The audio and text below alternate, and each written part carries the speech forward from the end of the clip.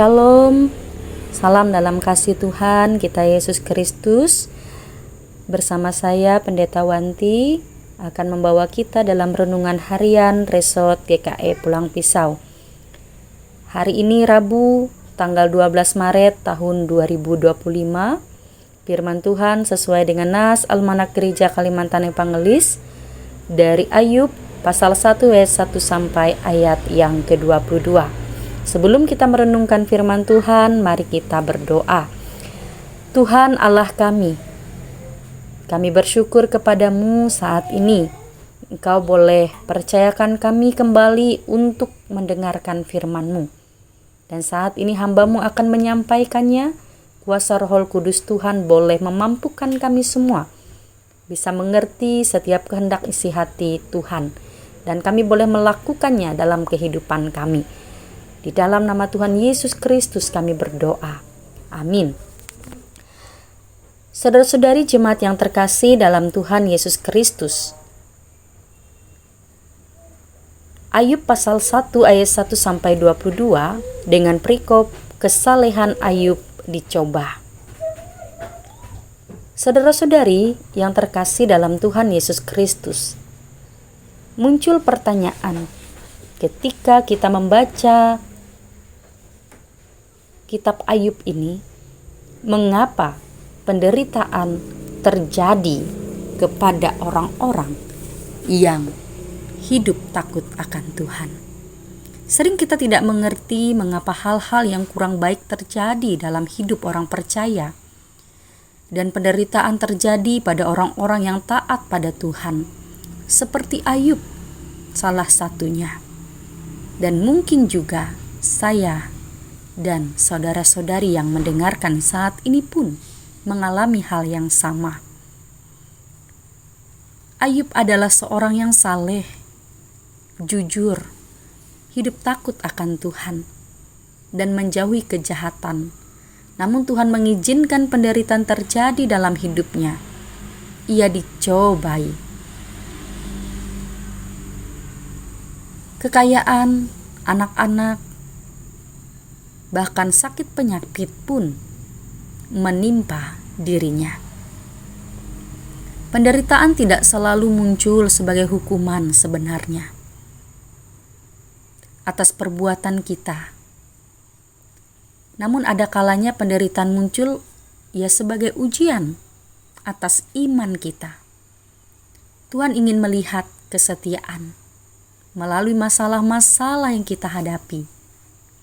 Dengan masalah itu, iman kita sebagai anak-anak Tuhan semakin dikuatkan dan hidup kita semakin disempurnakan karena kuasa Tuhan akan terlihat nyata atas hidup kita.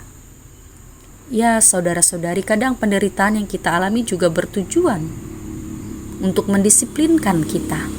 Selama masa-masa sulit, kita akan belajar membuang keegoisan dengan melepaskan hal-hal yang kita kejar dan bergantung penuh kepada Tuhan. Jemaat yang terkasih, rancangan Tuhan adalah rancangan yang mendatangkan damai sejahtera.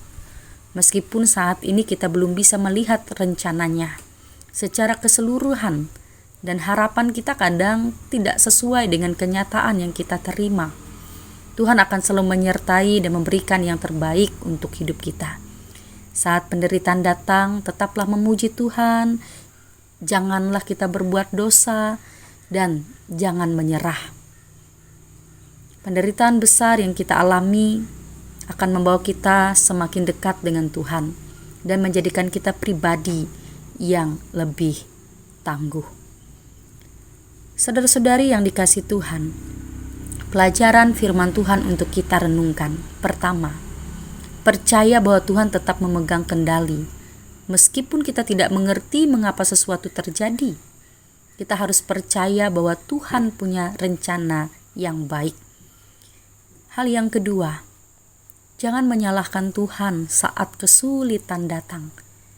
Justru jadikan itu kesempatan untuk lebih mendekat kepadanya.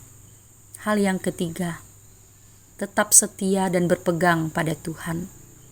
Ujian bisa menjadi kesempatan bagi kita untuk terus bertumbuh dalam iman dan menjadi anak-anak Tuhan yang kuat.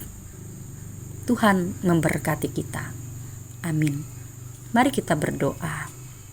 Tuhan, dalam setiap ujian kehidupan yang kami hadapi,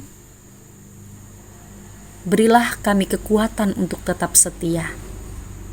Ajarkan kami untuk selalu percaya bahwa Engkau adalah Allah yang baik.